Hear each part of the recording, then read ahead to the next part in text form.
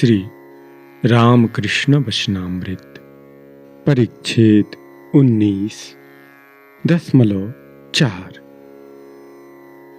आपूर्यमाणम् अचलं प्रतिष्ठं समुद्रमापा प्रविशन्ति यद्वत् तदत्वकामायमप्रविशन्ति सर्वे सशान्तिमाप्नोति न कामकामी सशान्तिमाप्नोति न कामकामी। गीता 2:70। कामिनी कांचन के लिए दासत्व। श्री राम कृष्ण, पहले तुम इतना आते थे, पर अब क्यों नहीं आते? विजय, यहां आने की बड़ी इच्छा रहती, परंतु अब मैं स्वाधीन नहीं, ब्रह्म समाज में नौकरी करता हूं। श्री राम कृष्ण,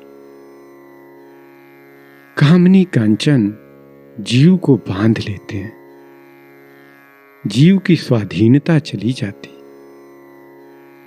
कामिनी ही से कांचन की आवश्यकता होती है, जिसके लिए दूसरों की गुलामी की जाती। फिर स्वाधीनता नहीं रहती, फिर तुम अपने मन का काम नहीं कर सकते। जयपुर में गोविंद जी के पुजारी पहले पहल अपना विवाह नहीं करते थे, तब वे बड़े तेजस्वी थे। एक बार राजा के बुलाने पर भी वे नहीं गए और कहा, राजा ही को आने के लिए कहो। फिर राजा और पंचों ने मिलकर उनका विवाह करा दिया। तब राजा से साक्षात करने के लिए किसी को बुलाना नहीं पड़ा, वे खुद हाजिर होते थे। कहते, महाराज आशीर्वाद देने आए हैं, यह निर्माल्य लाए हैं, धारण कीजिए। आज घर बनवाना है, आज लड़के का अन्नप्राशन है, आज लड़के का पाठशाला जाने का शुभ मुहूर्त। इन्हीं कारणों से आना पड़ता है। 1200 भगत और 1300 भगतीन वाली कहावत तो जानते हो ना। नित्यानंद गोस्वामी के पुत्र वीरभद्र के 1300 भगत शिष्य थे। जब वे सिद्ध हो गए, तब वीरभद्र डरे। वे सोचने लगे कि ये सब के सब सिद्ध हो गए, लोगों को जो कह देंगे वही होगा, जिधर से निकलेंगे वहीं भय है, क्योंकि मनुष्य बिना जाने यदि कोई अपराध कर डालेंगे तो उनका हित होगा।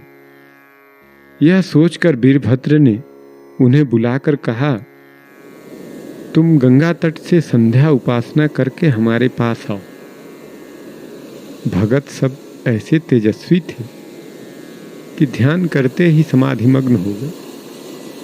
कब ज्वार का पानी सिर से बह गया, इसकी उन्हें खबर ही नहीं।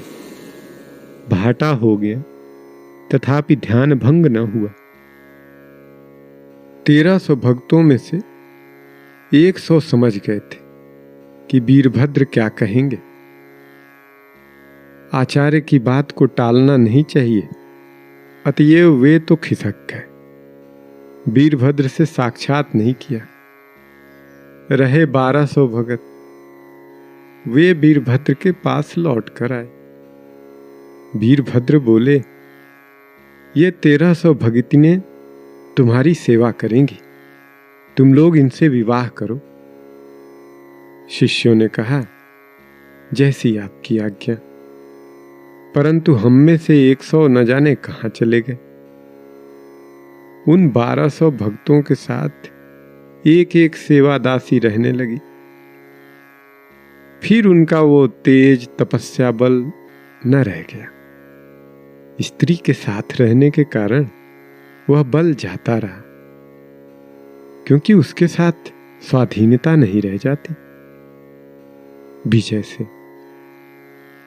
तुम लोग स्वयं यह देखते हो, दूसरों का काम करते हुए क्या हो रहे हो, और देखो इतनी परीक्षाएं पास करने वाले, इतनी अंग्रेजी जानने वाले पंडित नौकरी करते हुए सुबह शाम मालिकों के बूट की ठोकरें खाते हैं।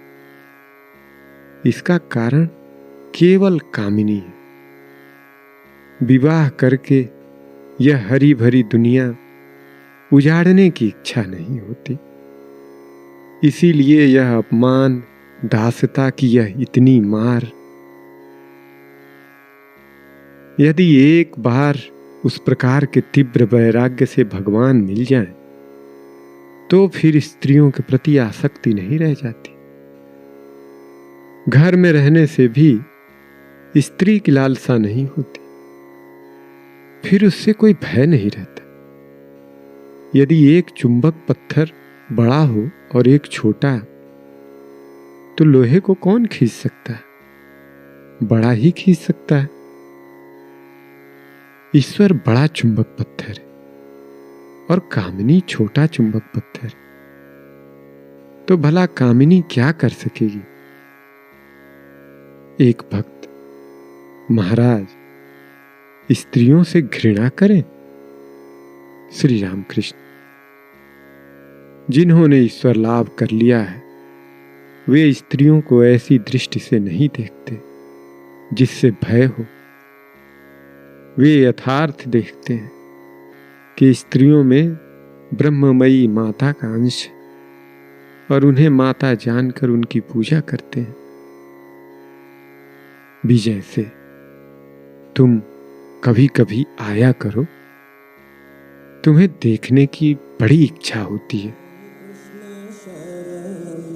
राम कृष्ण शरणं शरण्ये, राम कृष्ण शरणं, राम कृष्ण शरणं, राम कृष्ण शरणं शरण्ये।